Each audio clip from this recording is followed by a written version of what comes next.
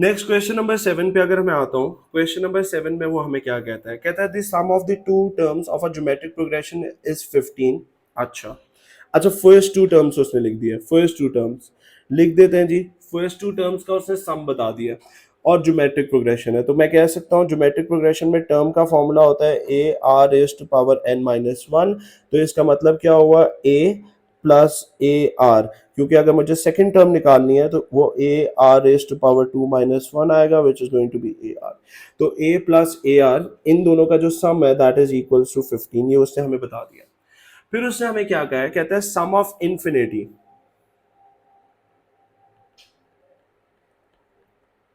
वो ये है, कहता है the common ratio is negative. अच्छा, फाइंड द थर्ड टर्म, हमें उससे कहा है जी थर्ड टर्म निकालो, 7 मार्क का क्वेश्चन है हमारे पास, गौर से देखिएगा। सबसे पहले अगर हम यहाँ पे देखें, what I can do is that straight away ऐसा सोल्यूशन है, this is going to be a plus a r is equal to 15। मैं एक वर्किंग स्टेप कर रहा हूँ, ए को कॉमन ले लेते हैं, 1 plus r is equal to 15 है, ये मेरी फर्स्ट इक्वेशन बन गई। ठीक है जी, दूसरी इस तरफ आते हैं, सम ऑफ इन्फिनिटी का फॉर्मूला अगर किसी को भूल जाए डाटा बुकलेट खोल लिया करें, a divided by 1 minus r आ जाएगा is equal to 125 divided by 7। ठीक है, आइए जी इसको भी फर्दर सॉल्व करते हैं। तो यहां से मैं अगर ए को सब्जेक्ट बनाना चाहूं तो that is going to be 125 divided by 7 into 1 minus r आ जाएगा। This is my second equation, right जी। अब अगर मैं यहां से भी ए को सब्जेक्ट बना लूं तो that is going to be 15 divided by 1 plus r.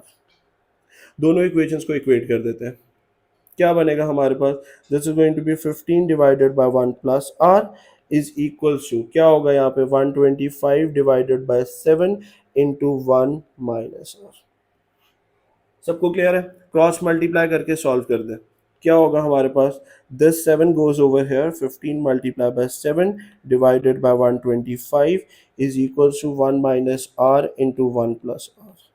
तो अगर मैं इसको सॉल्व करूं तो this is going to be 15 multiply by 7 divided by 125। तो अगर मैं फ्रैक्शन में ही लिख देता हूँ 21 डिवाइडेड बाय 25 आ गया इज इक्वल टू, इसको अगर मैं मल्टीप्लाई करूंगा तो मेरे पास बचेगा क्या, that is going to be 1 minus r plus r minus r का स्क्वायर, ये और ये कैंसिल हो गया। अब आर स्क्वायर किसके बराबर हो जाएगा, r square will be equal to 1 minus 21 divided by 25। So this is going to be r is equal to 1, this is going to be 25 minus 21 divided by 25। LCM लिया मैंने, r square था यहाँ पे, r square will be equal to 4 divided by 25। तो जब हम under root लेंगे तो r will be equal to plus minus 2/5। अब क्योंकि उसने कह दिया कॉमन रेशियो जो है दैट इज नेगेटिव, तो आर की वैल्यू मेरे पास क्या आ जाएगी, -2/5। Once you get the value of r, a निकालना तो बहुत ही आसान है, हमारे पास एक इक्वेशन बनी हुई थी, पिक कर लेते हैं इस इक्वेशन को। ए की जो इक्वेशन है उसको मैं ले आता हूं इधर, this is the equation of a given to us. तो यहाँ पे मेरे पास क्या आएगा, a is equal to 15 divided by 1 minus 2/5। तो यहाँ से a की जो वैल्यू आती है दैट इज 25। अब मुझे उसने कहा है थर्ड टर्म निकालो, थर्ड टर्म हमारे पास क्या होगी, third term will be equal to a r raised to power 3 minus 1, so this is 25 into minus 25 2/5 divided raise to power 2। तो यहाँ से मेरे पास थर्ड टर्म कितनी आ जाती है, that will be equal to 4। That is the answer for us. What does the question number 5 says to us? Question number 5 says, क्या कहते हैं क्वेश्चन नंबर 5 में, क्वेश्चन नंबर 5 में वो आपके कहता है the first second and the third term of the geometric progression. First term is 2p plus 6, second term is 5p, याद रखिएगा ये बीच में कॉमा है, third term is 8p plus 2। Find the possible values of constant p। हमें एक चीज पता है, अगर ये ज्योमेट्रिक प्रोग्रेशन है तो common ratio remain same, right. तो क्या होगा हमारे पास, this is going to be the second term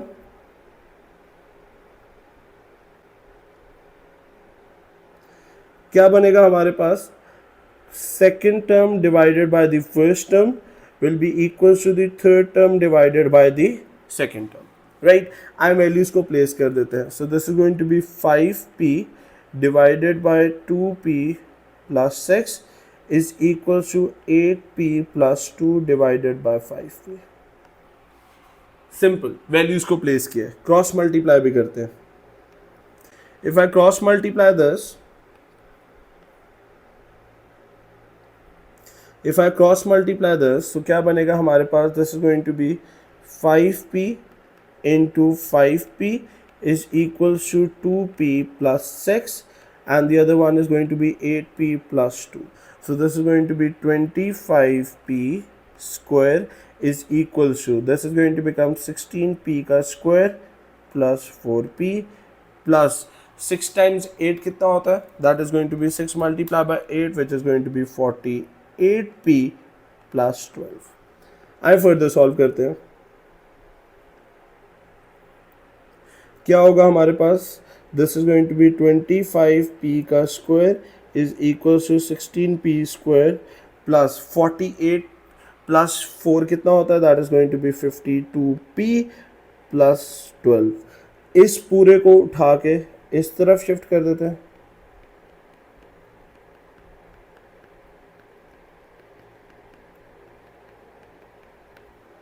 (25 minus 16 कितना होगा, that is going to be 9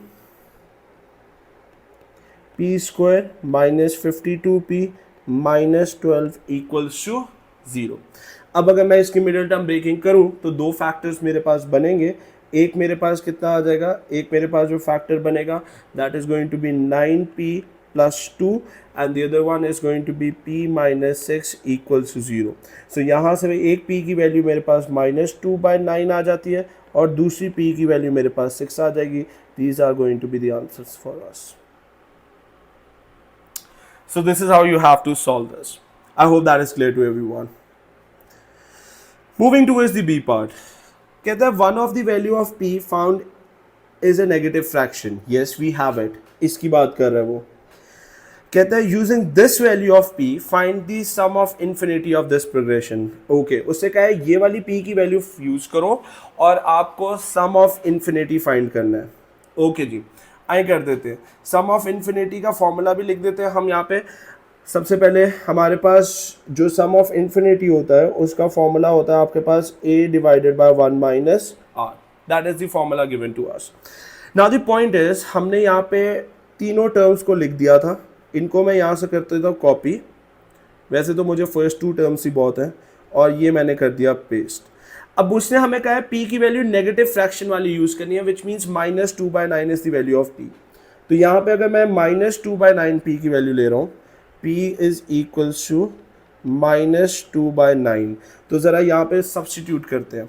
first term मेरे पास क्या आएगी, 2 into -2 divided by 9 plus 6. Right, ये मेरी फर्स्ट टर्म आ जाएगी यहाँ से. इसको फॉर द टाइम भी ना हम ऊपर कर देते हैं, we don't need this formula. So क्या बनेगा, कैलकुलेटर में स्ट्रेट अवे प्लेस कर रहा हूँ. दिस इज गोइंग टू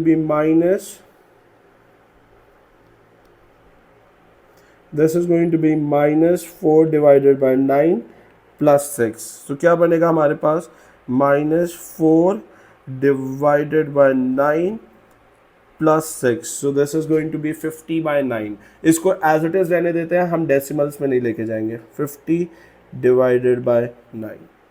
यहाँ पे क्या आएगा आपके पास, this is going to be 5 into -2/9. So this is going to be -10 divided by 9. This is the second term.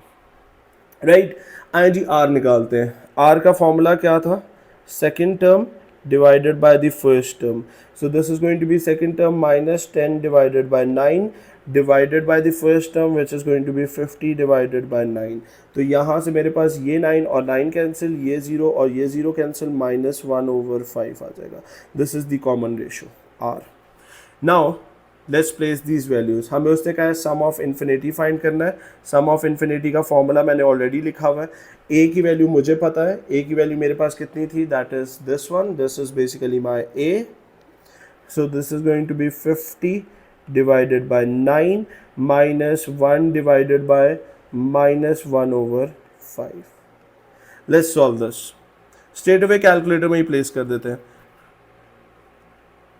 50 divided by 9 divided by 1 plus fraction 1 divided by 5. So we got the straight away answer, which is going to be 125 divided by 27. That is the final answer for us. Right, Ji? I hope that is clear to us. Now, what does the question number 4 says? It's an important one. Question number 4 में वो हमें क्या कहते हैं? Question number 4 की अगर हम बात करें तो क्वेश्चन नंबर 4 में इट सेज दैट,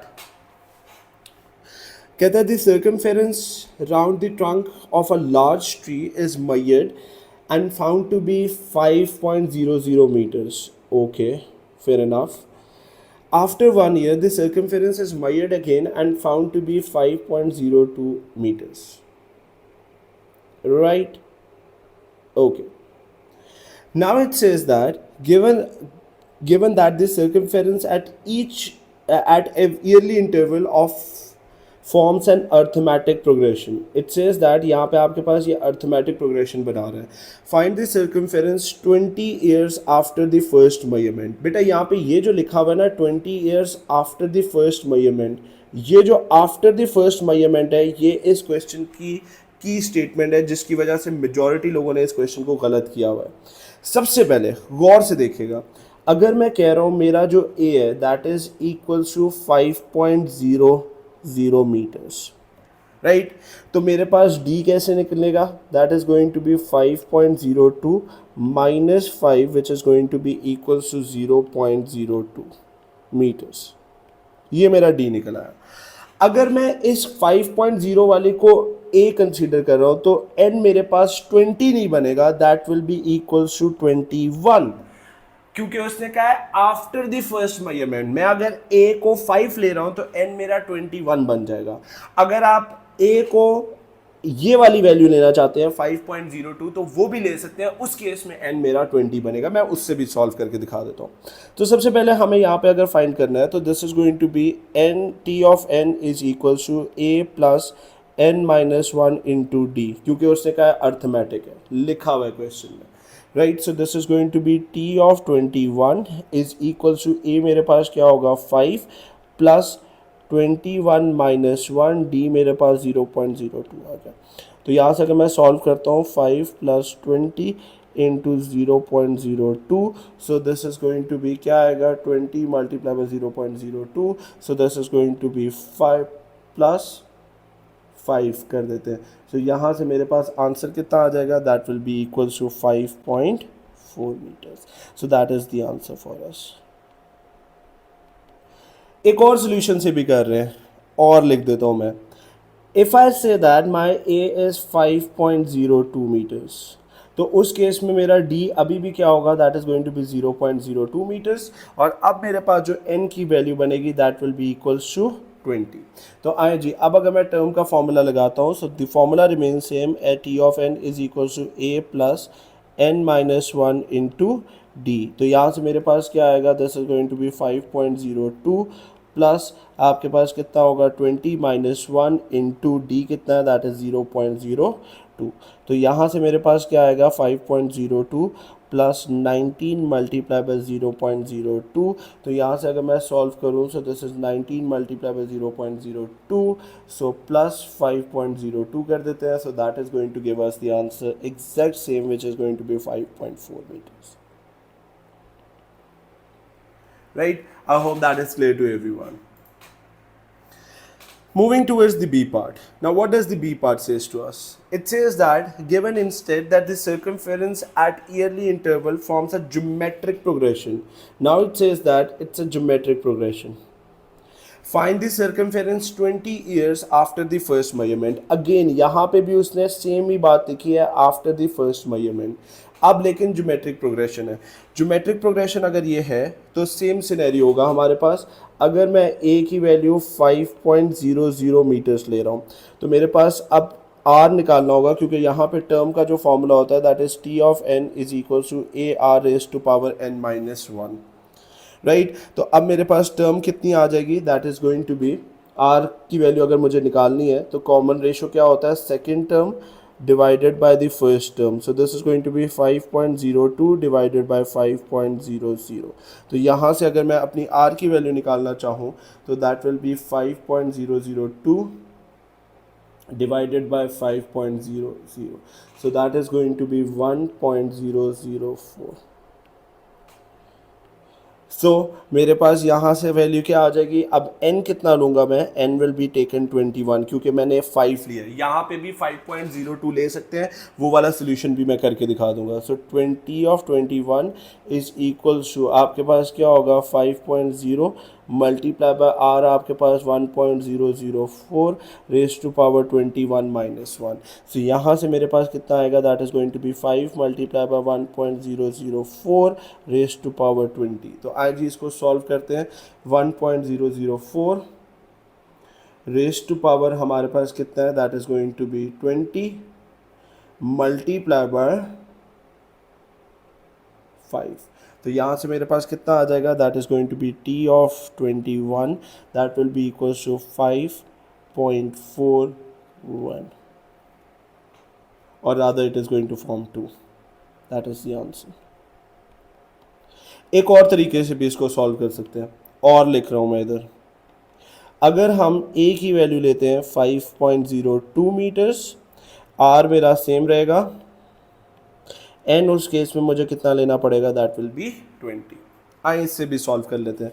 क्या बनेगा हमारे पास, this is going to be t of 20 is equals to कितना होगा 5.02 multiply by 1.004 raise to power 20 minus 1। तो यहाँ से मेरे पास जो आंसर आएगा वो भी आपके पास 5.42 आएगा। That's exactly the same. Right, Ji? I hope that is clear to everyone. It says that the first three terms of an arithmetic progressions are p square divided by 6, 2p minus 6, and p. Given that the common difference or difference of the progression is not 0, find the value of p. It says that common difference is not 0, right? So अगर first three terms दी हुई हैं तो हमारे पास ये first term है, ये second term है और ये थर्ड टर्म है। तो कॉमन डिफरेंस अगर मैं बात करूं तो second term minus first term के लिए भी होता है और third term minus second term भी होते हैं, right. And keep in mind one thing, पूरी प्रोग्रेशन के अंदर common difference remain same.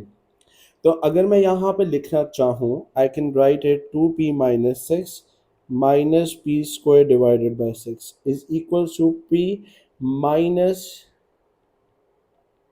2p minus 6, right. तो अगर मुझसे कहा है find the value of p, let's solve this to find the value of p। So क्या बनेगा हमारे पास, this is going to be 2p minus 6 minus p square divided by 6 is equal to p minus 2p plus 6।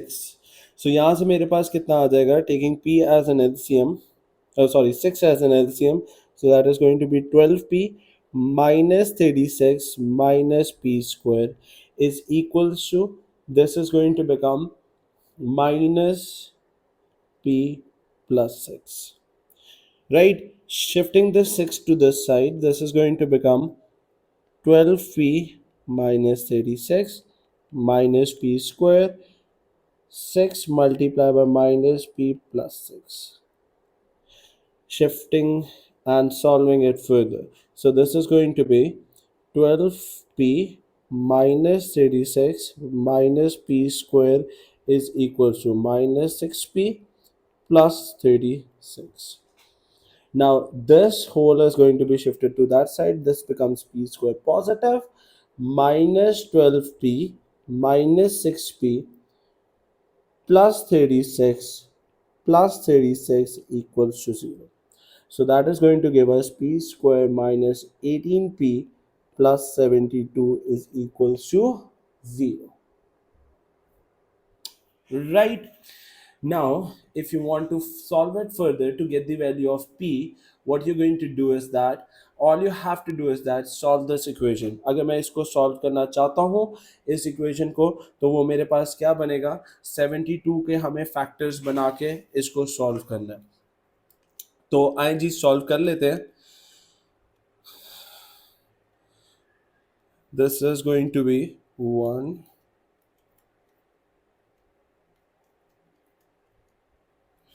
यहाँ पे मेरे पास जो factors बनेंगे that is going to be p minus 12 and the other one is going to be p minus 6 equals to 0. So यहाँ से एक answer जो आता है p is equals to 12 और दूसरा p is equals to हमारे पास 6 आ जाता है. लेकिन अब पॉइंट ये आता है कि उसने यहाँ पे कहा है find the value of p. एक वैल्यू आनी है, दो नहीं आने हैं. तो हमारा आंसर बनेगा कौन सा? उसके लिए हम जरा अपने टर्म्स पे चलते हैं और उधर जाके जरा चेक करते हैं. उसने एक चीज हमें कहा है, common difference of the progression is not zero. ये बहुत इंपॉर्टेंट स्टेटमेंट है. ठीक है, तो यहाँ पे अगर मैं लिखूं तो मेरे पास फर्स्ट टर्म दी हुई थी पी स्क्वायर डिवाइडेड बाय 6, दूसरी आपको दी हुई थी 2p माइनस 6 और तीसरी आपको दी हुई है स्ट्रेट अवे p. सबसे पहले अगर मैं 6 को चेक करता हूं तो that is going to be 6 को प्लेस कर देते हैं यहाँ पे 2 इंटू 6 माइनस 6 और यहाँ पे भी 6. So this is going to be 36 divided by 6 that is going to give us 6. 12 minus 6 ये भी 6 ये भी 6. तो यहाँ पे अगर देखें ये तो सेम आ रहे हैं, तो इसका मतलब आपके पास 6 आंसर नहीं बन सकता है क्योंकि इसके अंदर आपका जो कॉमन डिफरेंस होगा वो 0 हो जाएगा. तो मेरा जो आंसर बनेगा इस केस के अंदर that is going to give us the answer p is equal to 12. ये मेरा आंसर है. Everybody clear on this? Okay. Moving towards the B part. B part में उसने हमें क्या कहा है? B part में उसने हमें कहा है find using this value. कौन सी वैल्यू? ये जो हमने 12 निकाली हुई है, राइट उससे कहा है find this sum of infinity. तो सबसे पहले फर्स्ट टू टर्म्स उसने कहा है ज्योमेट्रिक प्रोग्रेशन अब हमारे पास है. So this is going to be 12 का square divided by 6. So that is going to be 144 divided by 6 which is going to be equal to 24. Next it is 2 into 12 minus 6, so that is going to be 24 minus 6 which is going to be equals to 18. तो अब मेरे पास अगर r की value निकालनी है तो that is going to be 18 divided by 24 which is going to give us 3 by 4. Let me cross check it. 18 divided by 24. Now if I want to get the sum of infinity, तो sum of infinity का formula होता था a divided by 1 minus r. So a हमारे पास कितना है, that is 24 divided by 1 minus 3 by 4. तो यहाँ से मेरे पास जो आंसर बनेगा that will be equals to 96. That is the answer for us. I hope that is clear to everyone. Now the question number 9 is a very important question. Let's solve this. अगर हम question number 9 को देखें बेटा, गौर से देखिएगा, उसने हमें कहा क्या है. उसने हमें क्वेश्चन नंबर 9 में कहा ये है, कहता है the second term of a geometric progression is 16. यहीं पे रुक जाते हैं. Second term t of 2 is equals to 16. Sum of infinity 100 है, राइट. टर्म का फॉर्मूला क्या होता है हमारे पास ज्योमेट्री के अंदर, यहाँ पे ऊपर लिख रहा हूँ मैं, t of n is equals to a r raised to power n minus 1. So this is going to be a r 2 minus 1 is equals to 16. तो यहाँ पे मैं लिख सकता हूँ a r is equals to 16. तो एक तो यहाँ पे बन गया. अब उसने यहाँ पे कहा है find the two possible values of first term. Means a की दो पॉसिबल वैल्यूज बननी है, राइट. वो हमें उसने कहा है फाइंड करो. हम पहले फाइंड कर लेते हैं, उसके बाद यहाँ से एक चीज भी हमें एक्सट्रैक्ट आउट करनी है. There is an information bit hidden over here. वो क्या होगी? That is going to be, सबसे पहले सम ऑफ इन्फिनिटी का फॉर्मूला लगाता हूँ. Sum of infinity is equal to a divided by 1 minus r होता है. 100 is equal to a divided by 1 minus r. तो यहाँ से अगर मैं a को सब्जेक्ट बनाऊं तो that is going to be 100 into 1 minus r. ठीक होगी बात? अच्छा, अब आपको कुछ भी नहीं करना, ए सब्जेक्ट ऑलरेडी बना हुआ है, इसको पिक करके इस वाली इक्वेशन में सब्स्टिट्यूट करते हैं. क्या बनेगा हमारे पास? 100 into 1 minus r multiply by r is equal to 60. ठीक हो गया.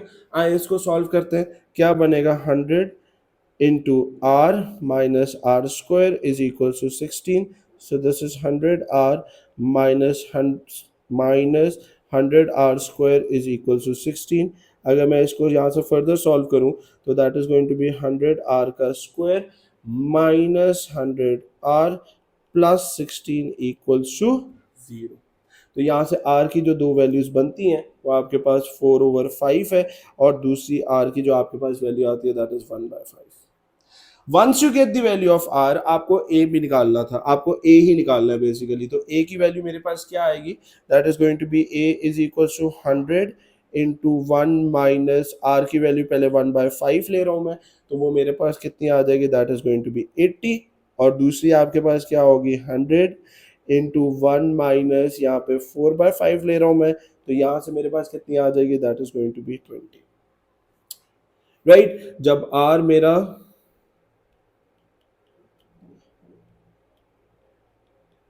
ये, अब यहां पे एक चीज समझ लें बेटा, उसने हमें यहाँ पे टू पॉसिबल वैल्यूज निकलवाई हैं, तो keep in mind one thing, यहां से मैं एक चीज एक्सट्रैक्ट आउट करके नेक्स्ट पार्ट पे चलूंगा। देयर आर, यहाँ पे लिख भी देता हूं मैं, देयर आर टू डिफरेंट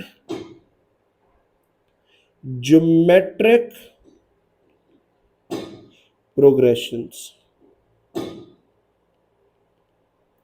एक चीज यहां से ही अंडरस्टैंड कर लें कि ये जो आपके पास सीक्वेंस है इसमें दो डिफरेंट ज्योमेट्रिक प्रोग्रेशंस चल रही हैं। राइट, ये देखें बेटा, एक a की वैल्यू 20 है, एक 80 है, तो भाई, और एक r की वैल्यू आपके पास 1/5 है, एक r की वैल्यू 4/5 है, तो ये दो अलग अलग ज्योमेट्रिक प्रोग्रेशंस है। राइट, तो इसलिए याद रखिएगा ये दो अलग अलग सीक्वेंसेस चल रहे हैं और इनको सेपरेटली ही डील करना है हमने। That is the main clench in this question which you have to keep in mind. ठीक है, अब बी पार्ट पे चलते हैं। बी पार्ट क्या कहता है, show that the nth term of one of the two possible geometric. अब देखें यहां पे उसने वही बात कह दी, उसने यहां पे ये कहा है कि one of the two possible geometric progression is equals to 4 raise to power n-2 multiply by the nth term of other geometric progression. अब जो मैंने आपको कहा है कि भाई बेसिकली ना बच्चों ने क्वेश्चन पिछले वाले को सही तरीके से इंटरप्रिटेट नहीं किया, इसलिए वो नेक्स्ट बी पार्ट पे कंफ्यूज हो रहे थे। यहाँ पे फर्स्ट में ही हमें इंटरप्रिटेट करना है कि भाई ये दो डिफरेंट ज्योमेट्रिक प्रोग्रेशन चल रहे हैं। तो आए जी, गौर से देखिएगा, पहला जो ज्योमेट्रिक प्रोग्रेशन है उसको मैं यहाँ पे लिख रहा हूं, जिसमें r की वैल्यू मेरे पास कितनी थी, दैट वाज 4/5। तो मेरा a कितना आया था, दैट वाज 20। दूसरा मेरे पास ज्योमेट्रिक प्रोग्रेशन क्या है, जिसमें r की वैल्यू 1/5 है, तो a was equals to 80। Right, इन दोनों ज्योमेट्रिक प्रोग्रेशन की हम nth टर्म निकाल लेते हैं। क्या बनेगी, t of n is equals to a कितना हमारे पास, दैट इज 20 इनटू आपके पास क्या होता था, r which was 4 divided by 5 raise to power n-1। मुझे नहीं पता n की वैल्यू, मैंने एज इट इज लिख दिया। राइट, इधर आते हैं, इसकी भी निकाल लेते हैं। t of n is equal to 80 into 1/5 raise to power n-1। Now what he is trying to say, वो हमें कहना ये चाह रहा है कि भाई इनमें से किसी भी एक टर्म की nth टर्म के फॉर्मूले को अगर 4 रेज टू पावर n-2 से मल्टीप्लाई करें तो वो दूसरे टर्म का ज्योमेट्रिक प्रोग्रेशन का nth टर्म का फॉर्मूला बन सकता है। This is what we have to show. Basically ये जो मेरे पास आए हैं ये इसका nth टर्म फॉर्मूला है, और ये इधर वाली का nth term formula.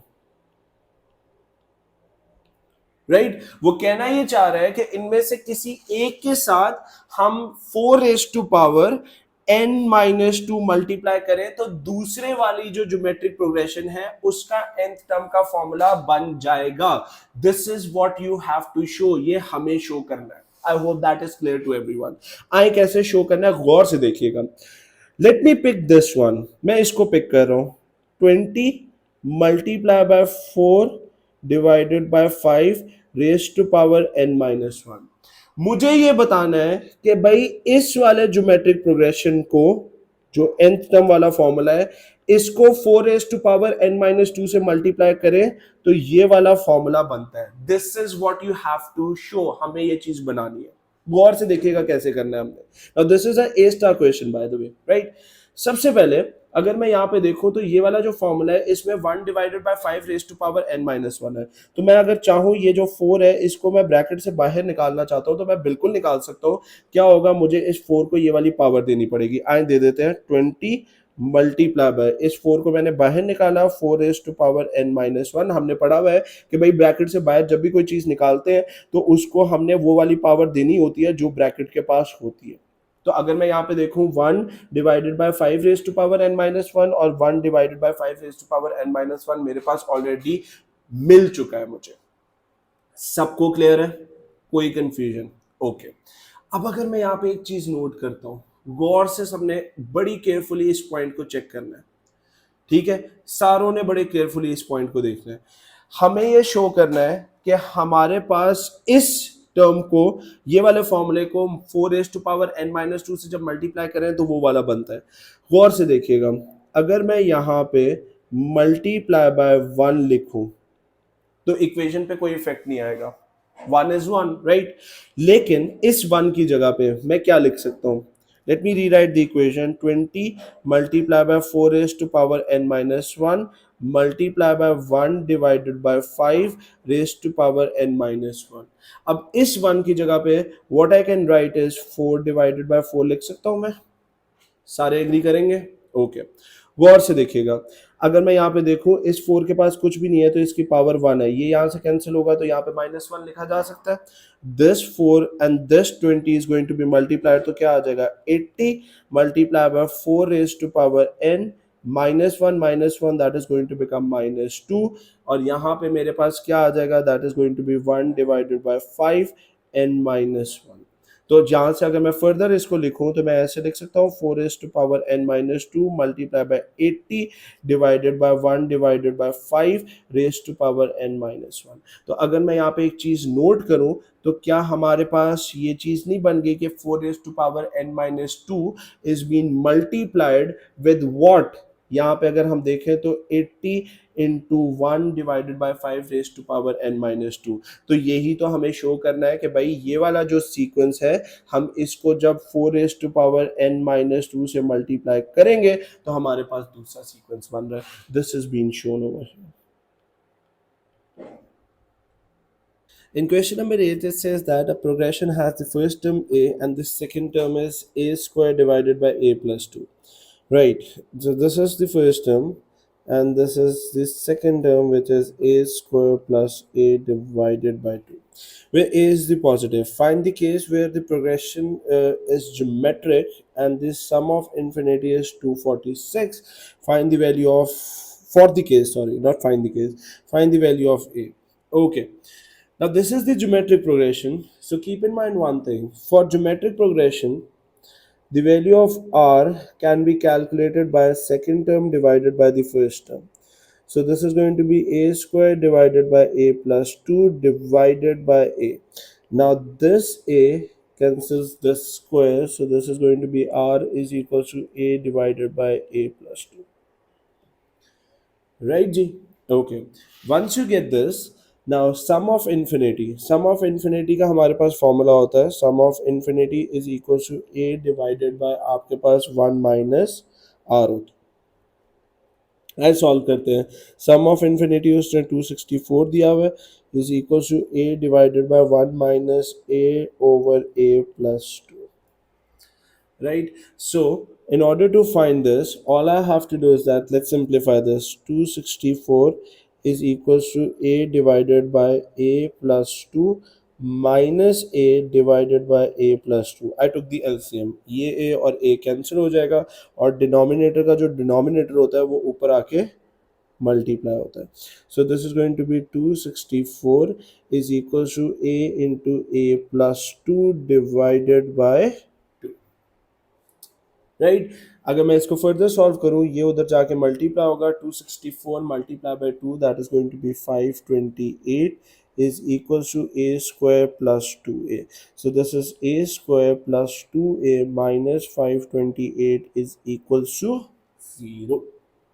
Now in order to solve this, अगर मैं इसकी मिडिल टर्म ब्रेकिंग करूं तो यहाँ से मेरे पास दो फैक्टर a minus 22 और a plus 24 is equal to 0 बनेगा। तो यहाँ से एक ए की वैल्यू आपके पास 22 आ जाती है, दूसरी ए की वैल्यू आपके पास -24 आती है, and this is the value of a, क्योंकि उसने क्वेश्चन में लिखा हुआ है कि आपके पास a is a positive constant, right जी। Okay, moving towards the B part. For the B part, it says that for the case where the progression is arithmetic, a is equals to 6 है, so a is equals to 6 given है, तो second term भी यहाँ से find कर लेते हैं। हमारे पास सेकेंड टर्म गिवन थी a square divided by a plus 2, so this is going to be 6 का square divided by 6 plus 2, not a, so this is going to be 6 plus 2, so this is going to be 36 divided by 8, so that is going to become 9 by 2। तो यहाँ से हम अपनी d की value, अब क्योंकि arithmetic है तो कॉमन डिफरेंस निकलेगा, so that is going to be 9 divided by 2 minus 6, so that is going to give us -3 by 2। अब उसने क्या है, sum of first n terms is less than -480, so यहाँ पे सबसे पहले लिख देते हैं एस ऑफ एन, मुझे एन की वैल्यू नहीं पता, इक्वल्स टू नहीं लिखूंगा मैं, लेस देन -480। तो अब अगर मैं सम का फॉर्मूला लगाऊं तो that is going to be n divided by 2a, 2 into 2a plus n minus 1 into d less than -480, right. Let's substitute the value, simple करना है, सो n divided by 2 into a की जगह पे आपके पास कितना आ जाएगा, 6 आएगा,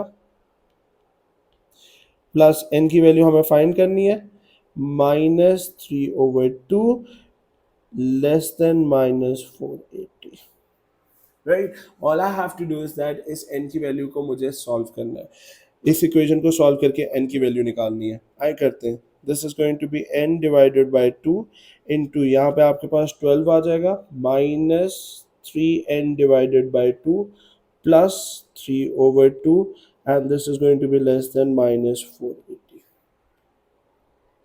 राइट जी। आइए इसको फर्दर भी सॉल्व कर लेते हैं। सो सबसे पहले क्या बनेगा, हमारे पास n/2 है, यहाँ पे 2 being my LCM, so this is going to become 24 -3n plus आपके पास कितना होगा 3 लेस देन -480। अगर मैं इसको फर्दर सॉल्व करूं तो यहाँ पे मेरे पास n/2 इंटू 24 प्लस 3 कितना होता है, that is going to be 27 -3n divided by 2 less than -480। तो अब जल्दी से इसको सॉल्व कर लेते हैं, 27n -3n square divided by 4 less than -480, इस 4 को उठा के उधर मल्टीप्लाई करते हैं, so that is going to be 27n -3n square less than 480 multiply by 4, so that is going to be -1920। तो अब अगर मैं इसको फर्दर सॉल्व करता हूँ, तो फर्दर अगर मैं इसको सॉल्व करूँ तो यहाँ से इसको इस तरफ नहीं शिफ्ट करते हैं, इस पूरी एक्सप्रेशन को उठा के, क्योंकि n स्क्वायर नेगेटिव में है तो इस पूरी एक्सप्रेशन को इधर ले आता हूँ मैं, तो ये मेरे पास क्या बनेगा, n square -27n -1920, and this will be greater than 0, right जी। अब पूरी इक्वेशन में से 3 को जरा कॉमन ले लेते हैं, so that is going to be n square -9n -1920 divided by 9, अगर मैं कर दूं 1920, क्या कॉमन ले रहे हैं हम, 3 कॉमन ले रहे हैं, तो डिवाइडेड बाय 3 कर देते हैं, so that is going to be 640 greater than 0, right जी। सो यहाँ से n square -9n -640 greater than 0 आ जाएगा। तो यहाँ से जो n की वैल्यू हमारे पास निकलती है, that is going to be n is equals to 31, ये मेरा आंसर बनेगा by solving this quadratic equation with the quadratic formula. Question number 5 में वो हमें क्या कहता है,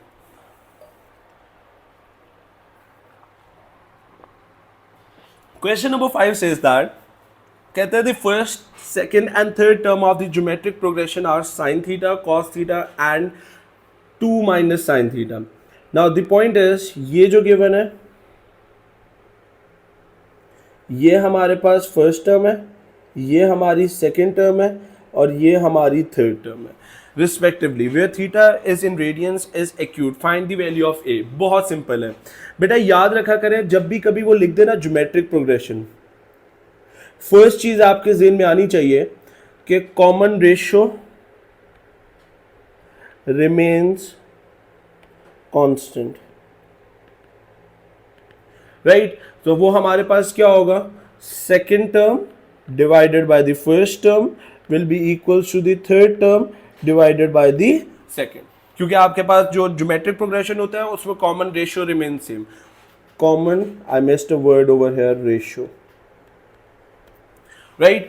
सो यहाँ पे अगर मुझे इसको सॉल्व करना है, फर्स्ट टर्म मेरे पास गिवन है that is sine theta, so यहाँ पे लिख देते हैं जी sine theta divided by, sorry my bad, cos theta आएगा ऊपर, this is going to be cos of theta divided by sine theta is equals to, यहाँ पे क्या आएगा 2 minus sine theta divided by आपके पास क्या आ जाएगा कॉस थीटा। इसको मुझे सॉल्व करना है थीटा फाइंड करने के लिए, आए करते हैं, क्रॉस मल्टीप्लाई होगा, that is going to be cos square of theta is equals to sine theta into 2 minus sine theta.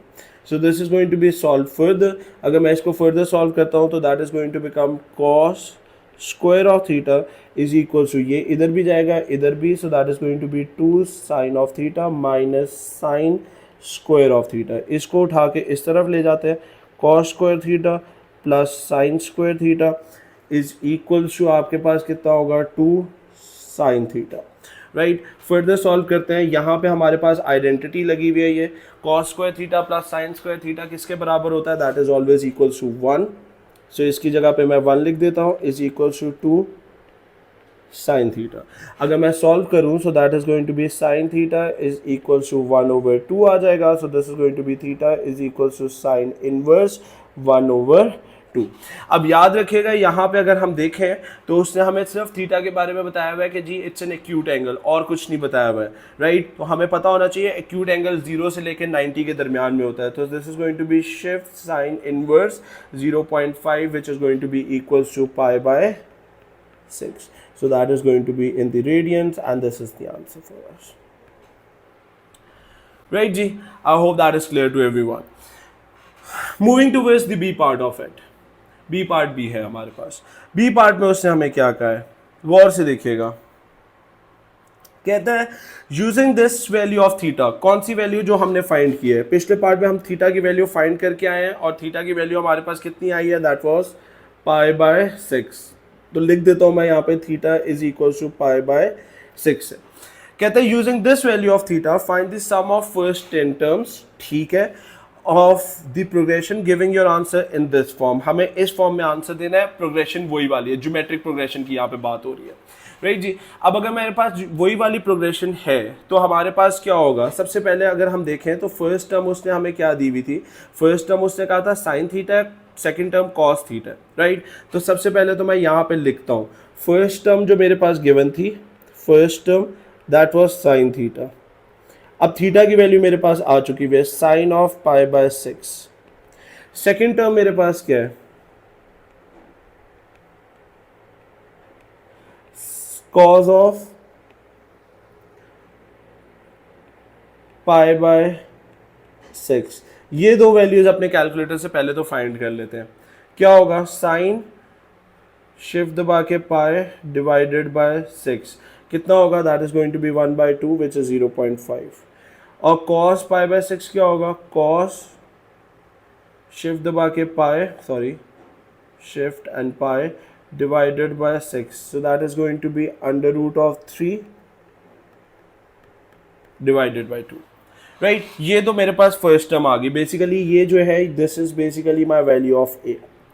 अब मुझे आर भी चाहिए क्योंकि सम निकालना है। आर के लिए हमारे पास क्या फॉर्मूला था, R is equal to second term divided by the first term, तो यहाँ पे क्या आएगा √3 डिवाइडेड बाय 2 डिवाइडेड बाय 1/2, ये 2 और 2 कैंसिल हो गया, तो यहाँ से मेरे पास √3 आ गया, this is the common ratio, we need this as well, right ji.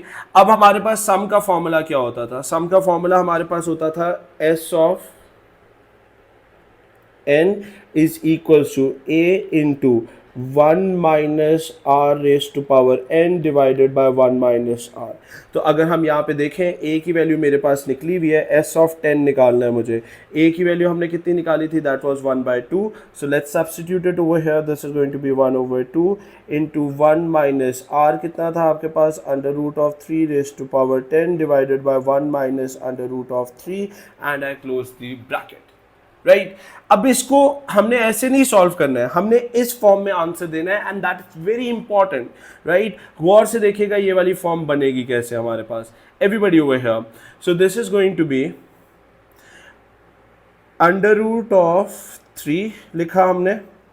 Right, ये डाला, इसको हमने पावर देनी है, आंसर ब्रैकेट डाल देते हैं, अंडर रूट लिखा मैंने, 3 लिखा, ब्रैकेट क्लोज किया, और इसको मैं पावर दे दूंगा किसकी, 10 की।